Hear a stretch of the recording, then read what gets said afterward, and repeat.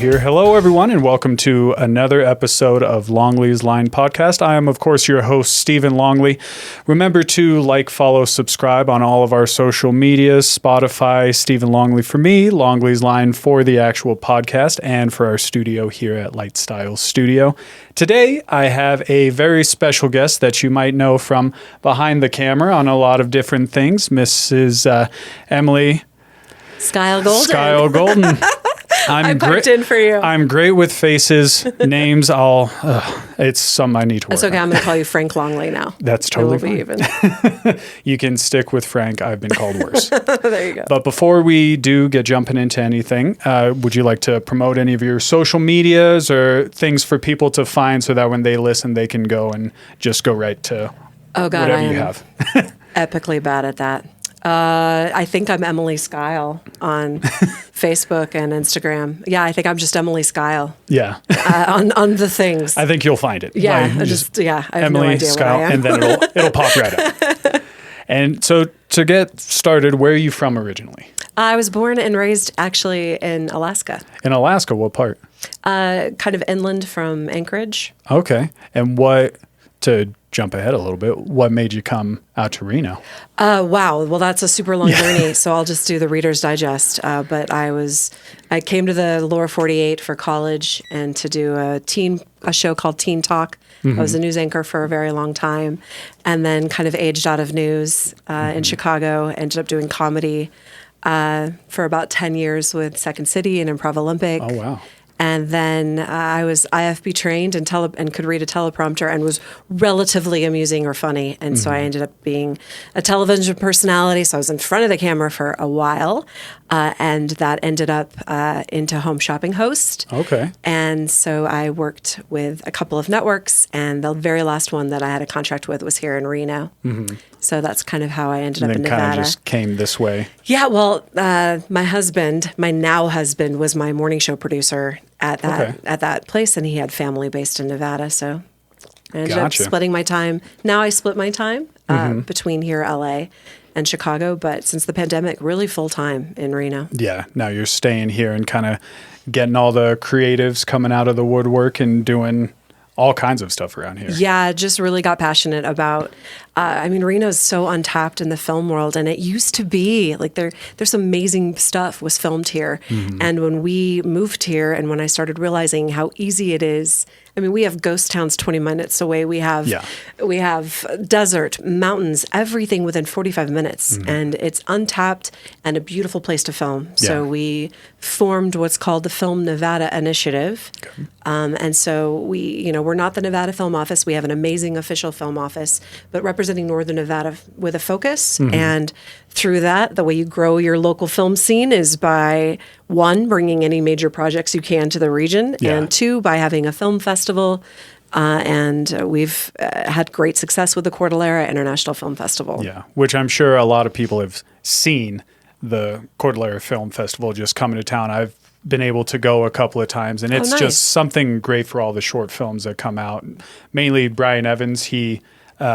another film director that was here, guest of the show that was on the first episode. Mr. Evans. He told me about it, and then I just went and I kind of spent the day there just did you really? Watching Great. A few different films, and I was like, this is pretty interesting. I didn't know what to expect. Did you see the Nevada film block that's dedicated to the Nevada filmmakers, or did you see the international It blocks? Was a few years ago. Yeah, I can't really remember the exact one. Yeah, we're a top 100 out of over 10,000 in the world now for Best Reviewed, and that's through Film Freeway, which is like the LinkedIn of our industry. Gotcha. So it's been incredible to see how quickly it's grown and the amazing community support. And we have filmmakers. Most of the films you watched, you probably got to see a Q&A with the filmmakers. Mm-hmm. So it's feature films and short films and music videos. Yeah. So. any sort of film kind of Yeah, comes in. if it's a film and it's this year we're on target to receive about 4,000 submissions from 83 countries.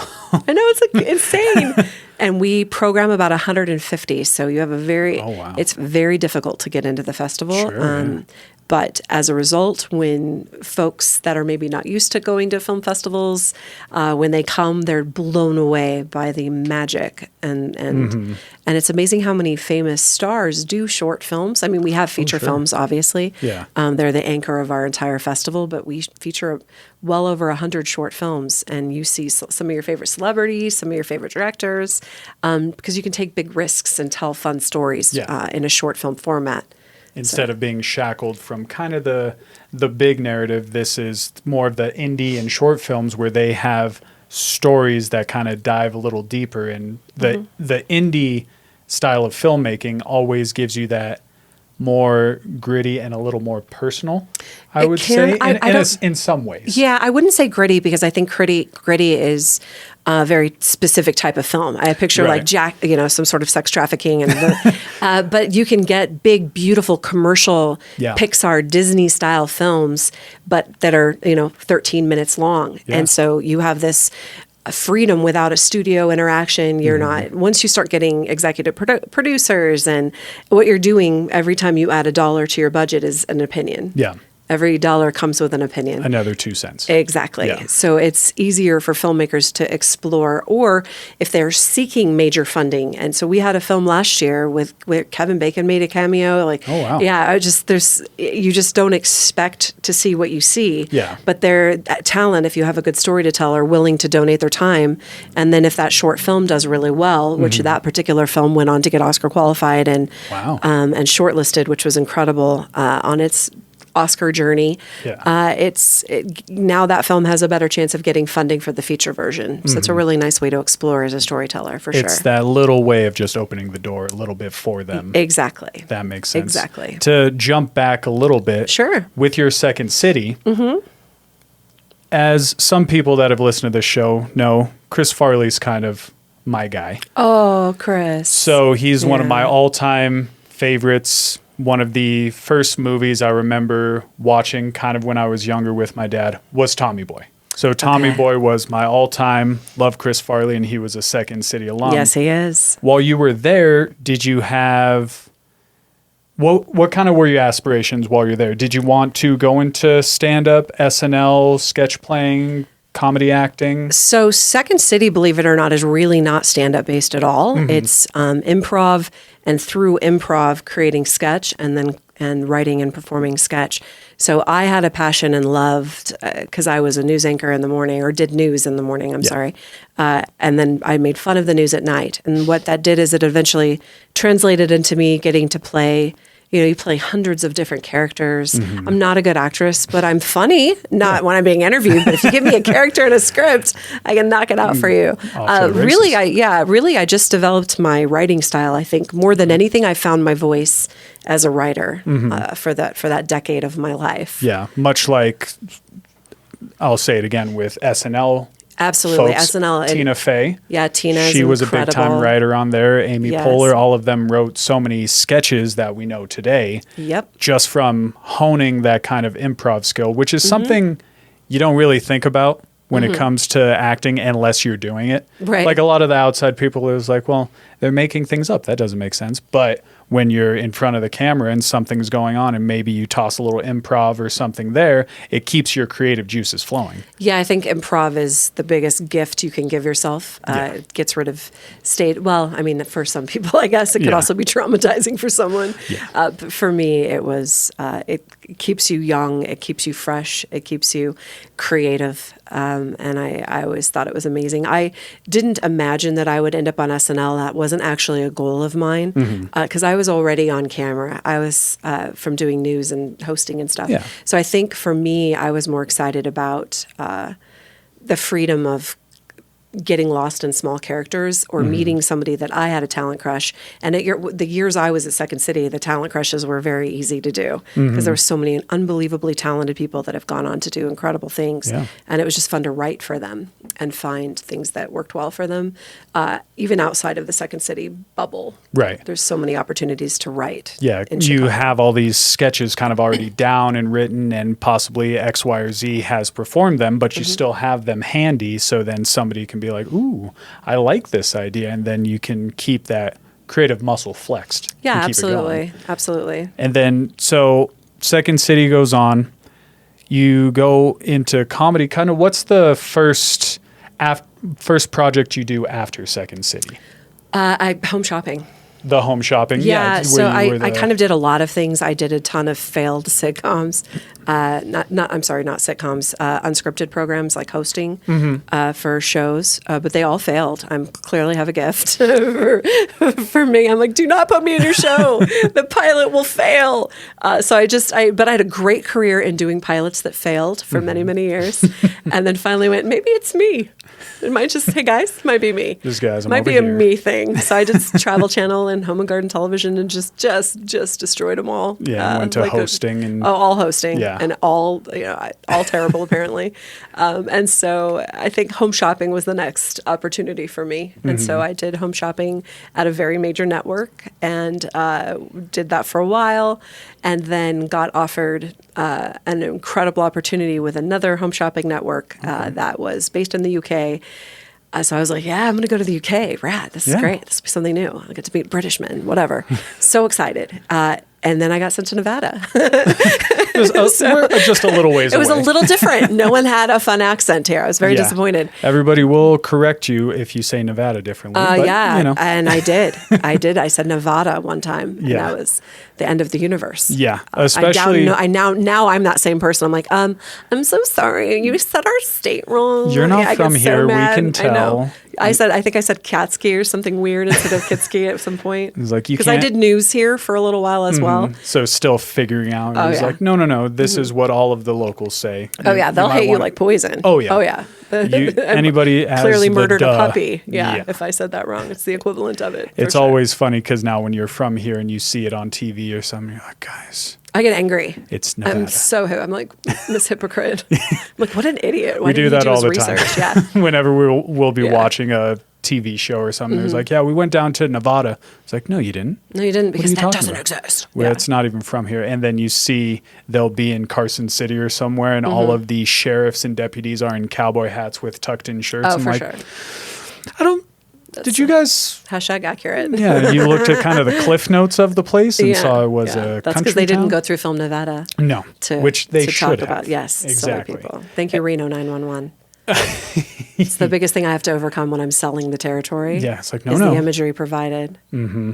I'm like, you're not going to roller skate over a meth head. Like, there's a lot to offer here. Yeah, we have a lot more. We have a lot more than men in tight shorts. Especially too trying to talk to those people that was like, it's just like it's Las Vegas, right? It's 10 hours away or it's 5 minutes away. Yeah, people are like, I'm coming into Vegas, I want to see you. And I'm like, great, hop on a plane. Yeah, it'll be an Get a plane, 8-hour Tiger. drive. Yeah, Get over here. Get on a plane, Tiger. So when you get done with the home shopping and Mm-hmm. you're here, what sort of gives you the idea to start getting into the filmmaking collaboration? Did you meet somebody here and started making films with them? Did you decide, I'm going to start making my own films? So throughout every on-camera career that I had and path that I took, I always had a more traditional income writing as a screenwriter. So when you work in the world of comedy, and I never wrote a main stage show at Second City, but it didn't matter if you were there and people saw you performing at Improv Olympic and things of that nature, and they know you as a writer.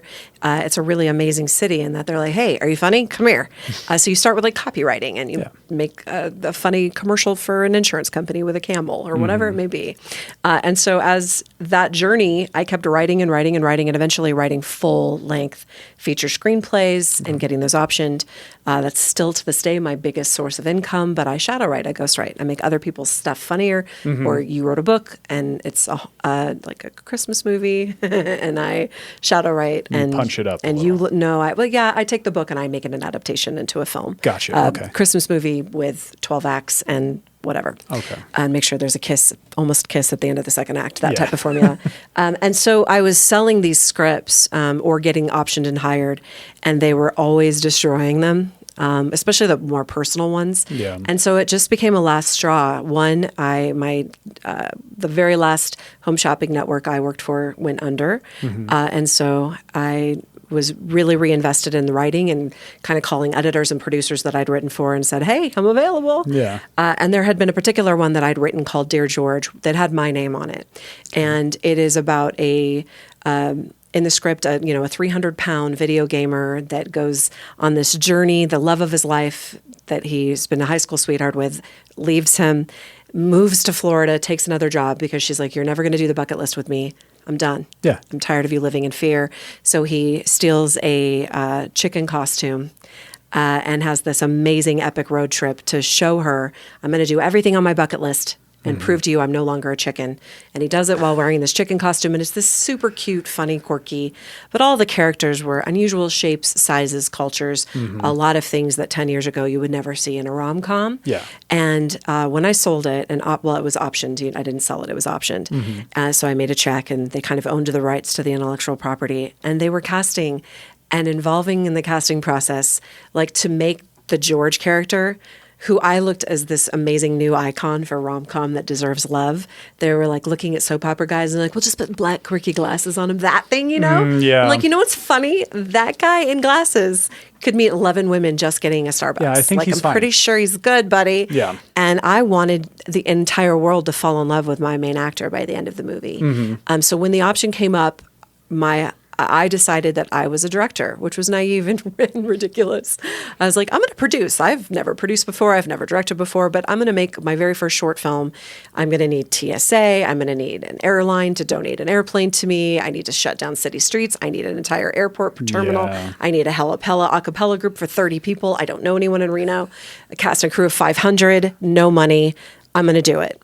But I did. Wow. And that's what's magic about Reno. Yeah. Is that I was smart enough to surround myself with people that are really good, and I'm aggressive. So I did get an airplane donated. I did get the airport terminal dedicated. We did shut down city streets. Wow.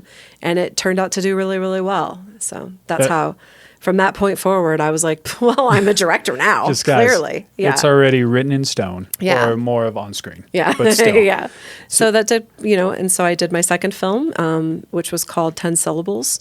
And it was an even bigger project, about 800 people, cast and crew. Wow. I got Oscar qualified. It was my second one out. And for people who aren't familiar with that, you get, there's Oscar qualified, Oscar shortlisted, Oscar nominated, and Oscar winning. I was not nominated. Oh. The campaigns, the money you spend, it's incredible. And I don't think my film would have had a chance winning that year. It was a decent film, but it wasn't what won. I saw what won, so I'm humble, I know. I'd be a little humble. Yeah, here. I'd rather not sell a kidney to make that film. Take your punches a little bit. Like, exactly. I put all of my blood, sweat, and tears to this, but you guys can enjoy it on your own. Yeah. It's okay if the Oscars don't give me that. But I didn't deserve an Oscar, but it was a good film.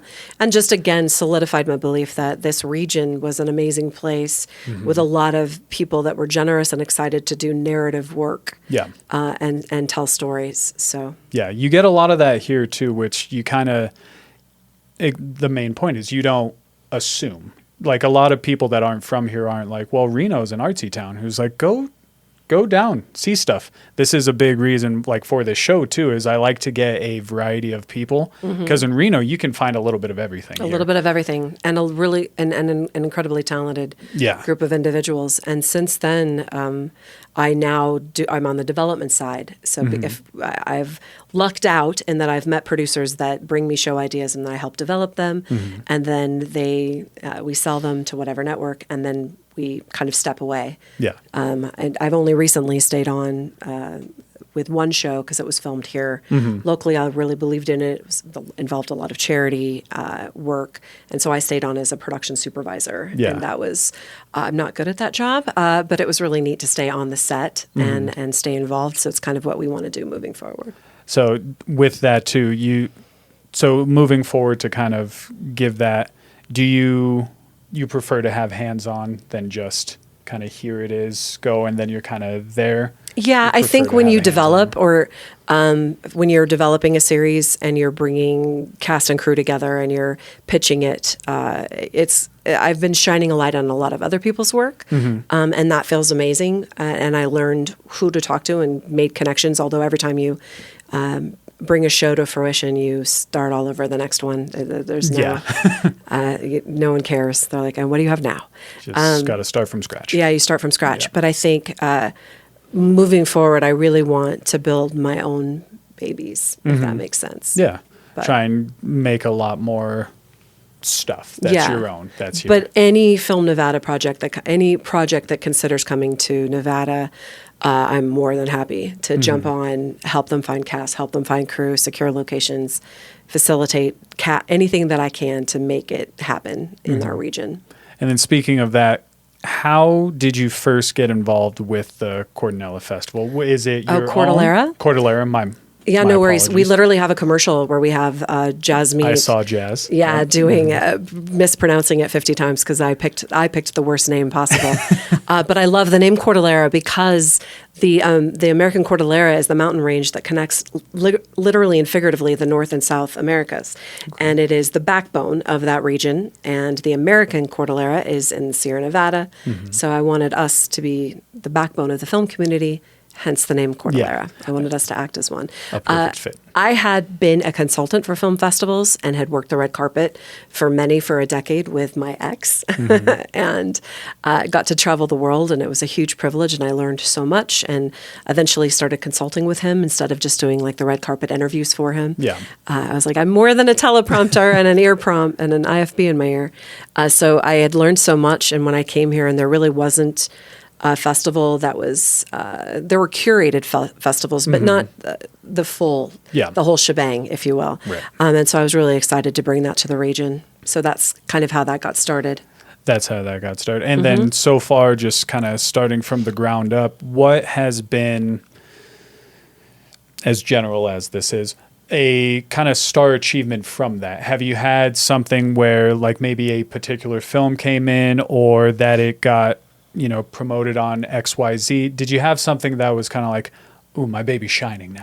Like a proud mom moment. Cordillera from year one, we have had a film that had its Nevada premiere here and gone on to get shortlisted, nominated, and or win an Oscar. Wow. And for a young festival, I mean, we were less than 5. This will be our 6th year coming up in July. Yeah. That's unheard of. And last year, over a third of our total programming got Oscar qualified. So we have Paul Sloop, and he is an Oscar qualifying programmer. So to have him here helping us program our film festival it's ridiculous. Yeah. We've had one of the most impressive grand juries that I think you can think of when it comes to Oscar nominated, award winning in every field imaginable within the industry. It blows my mind that they gave their name and their time to us. I'm beyond grateful. And I think us hitting in less than 5 years the top 100 for Film Freeway for Best Reviewed is out of 10,000 in the world is huge. And it's right here in Reno. And not a lot of people know about it. So we have an annual attendance of almost 18,000. Wow. But we started with 300 in a basement watching movies. So I think in 5 years that's been just a crowning achievement, and it speaks volumes to the community, our sponsors, and our board. I'm good at surrounding myself with super amazing human beings, and they're just going, here, just look make this magic. Yeah. You're just the glue that brings them all together. I'm the excitable tornado that's like, come here, do this thing. And then they're gracious enough to lend their gifts to the vision. And on that sort of note, you had to get out of here. I'm sorry. You're fine. Don't worry about it. To get you out of here, before we do, what is something that you can talk about that you are excited for the future? Do you have any projects or maybe some more festivals or anything that you can talk about that you're excited about working on? Yeah, and I definitely have a few more minutes, so thank you being so much for being respectful of time. I appreciate that. So we have the Cordillera Film Festival coming up in July, which is super exciting. We have the Future Filmmakers Foundation happening in September, where we sponsor 100 children from the community, a lot of them from the Boys and Girls Club. We bring in all these award-winning, amazing filmmakers, and the kids get to write and star in their own films, and then see themselves on the red carpet. So they get the big screen, the red carpet premiere. It is completely free to them. It is completely free to them. We don't give the film experience to the kids, but then charge mom and dad and their cousins and sisters. Because then what if those families can't watch? So everything is free. Screenings, everything. And that's because of the amazing Bill Pierce Motors and as well as Galaxy Theaters. So that's very exciting. So those are two fun things that are Reno-based. I also, Renovations was here. We're thrilled that Disney and, of course, Jeremy Renner and his amazing team brought Renovations here. I was so exciting to get to hire local local crew to get involved in the project. It's had great success. Jeremy, of course, is such a huge part of the community and so supportive of everything being done within the city. And hopefully he'll continue to be this miraculous healer. He's been healing so beautifully he's working hard, but we're thrilled for him. And I hope to see a second season coming then. That would be great. We also have a pilot called Working Stiffs, and this is one of my own projects. It is now with Major Network in development. Oh, wow. No promises that it will come here to film, but we did do the pilot here, and with, about 1,000? That was the biggest project we've done yet. We created a fake Comic-Con. It's Working Stiffs. It's a mockumentary-style show, and it follows the lives of 5 people that make their living playing dead. So they are the victims in the Star Trek episodes. They are the dead body in the beginning of every CSI episode. Right. So it's a really fun, quirky, bizarre, and we built an entire fake StiffCon, like a Comic-Con, but for people that play dead for a living. That are extras and zombies. Exactly. We had, zombies, yes. And we just had an amazing cast established cast come to Reno and film, and I was giddy the whole time. I'm directing this human being that I watch on film and I love. So it was an amazing project. I hope that it comes through. And then we have a feature film called Flip that I cannot talk literally anything about, but some exciting stuff. And we also have a major video game project that's been converted into a movie, which I don't think I can say the name. I can't say the name of it yet. But it's filming in Reno, and the series finale is the main character coming to the National Bowling Museum. Oh, that's awesome. I know. So now you'll know enough that when it airs. But those are all projects that the Film Nevada Initiative has been working very hard to convince them to come film here. So that's great. Well, thank you for coming on and kind of telling me your story. And then for everybody that's listening, we know that we can follow you on your socials or what was the name I'm of the not film exciting, festival? but you can follow CIFF_NV. That's Cordillera International Film Festival, NV for Nevada, on Instagram. I think they're way more exciting. I also think you're only allowed to have 5,000 friends on Facebook, and I think I'm there or something near that. Something like I'm that. not exciting. I'm not exciting at all. But the Flip the movie is on Instagram, I think. So they can kind of see we have the biggest name I've ever worked with and one of the biggest stars, I think, in the world is committed. So I think that's going to be very exciting when that announcement can come out. I think all of this is very exciting. Okay.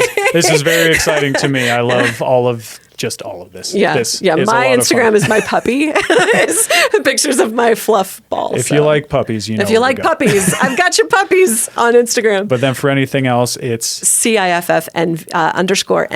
And I think there's a Twitter. I think there's a whole around. I think there's a whole bunch of stuff for Cordillera. All right, perfect. And they're good at that. You guys heard it here first. You want to go ahead and follow that. Emily, once again, thank you for being here and going over everything. We got to get you out of here. Awesome. Thank you guys so much. So thank you guys for listening. Remember to follow, subscribe. We'll talk to you guys next week.